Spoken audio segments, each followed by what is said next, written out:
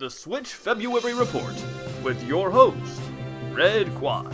I tell you, these last few years I've really been snubbed at the end. But enough about me, it's Switch Monthly Report time.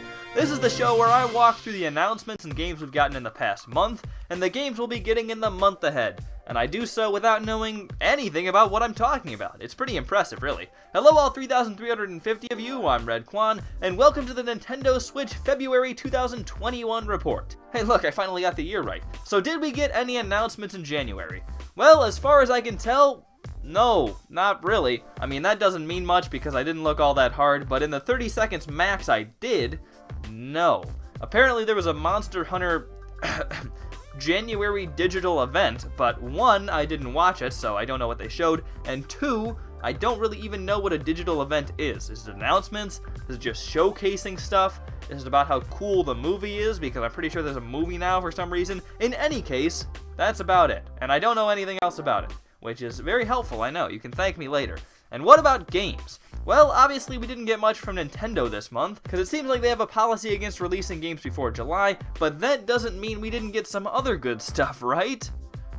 Right? For example, we got curling. You know, the Olympic event people make fun of because it's weird and not very exciting. Well, now you can play a virtual version of it. It's like extreme shuffleboard, only the most daring daredevils dare play curling, not for the faint of heart. And I know it's already been definitively proven that January was a great month, but just you wait, because we also got Frederick the Driver. Now, Frederick is this dog here, and the plot of the game is that he ran out of cigarettes and has to drive a long way due to government regulations. Now, when I first saw this, I thought it was some sort of internet joke that I just didn't get because I don't know anything that got made into a game, but I looked it up and didn't find anything, so hopefully it isn't and they just came up with this. And if you thought those two were good, just wait till you see Ziggy the Chaser. If you're wondering what in the universe could make anyone as happy as these two fine young fellows, it's that they got to play Ziggy the Chaser. Oh, and we apparently got The Witcher 3 Wild Hunt, whatever that is. Sounds pretty stupid. Honestly, I thought we got The Witcher 3 already, like a few months back. Maybe it got delayed, or maybe I'm just remembering the announcement of it, but in any case, it's here now. I haven't played it, and I don't think I love it personally, but it's apparently a very good game. Very good. Not quite Ziggy the Chaser territory, but then again, what is? And apparently we got the new Hitman game too. That one's pretty surprising to me. It doesn't seem like the type of game, especially a new one, that would come to a Nintendo system, and I'm still not totally sure they're not pulling my leg and trying to sabotage this report, but all signs point to it being on the Switch. Sadly, it looks like you can only play it on the cloud, which is really stupid because I think it looks like fun if I could actually play it. I mean, there's still the issue of me actually having to spend money on it, of course, but like, I could have in theory. But enough about games nobody in their right mind would play, because January also brought us Seal Electric Railway. Have you ever wanted to be a rookie underwater sea trolley Captain Seal trying to save your passengers from killer whales? I think we've all dreamed about this at one point or another, and now we finally have a game that puts us in that position. Interesting tidbit though, this game describes the seals as curly and chewy. Curly I could maybe understand, although I have no idea what about this shape is curly. But chewy is a bit strange. Are these seals slightly overcooked? I don't know. It feels weird to describe something that isn't food like something that is food, unless you actually do think that they're food. I'm not implying anything here, but I don't think I would trust my seal with these developers, just saying. And what about February? Well, February actually does have something from Nintendo. Super Mario 3D World and Bowser's Fury. I'm not a huge fan of all the ports we've gotten, but I will say that Super Mario 3D World is super underappreciated. People think that since it wasn't as open as other 3D Marios, and that the setup was more like a 2D Mario game made it worse, and it definitely is a different type of thing, but it's still such a good game. If you haven't played it and you expect it's just going to be a glorified 2D Mario game, you're dead wrong.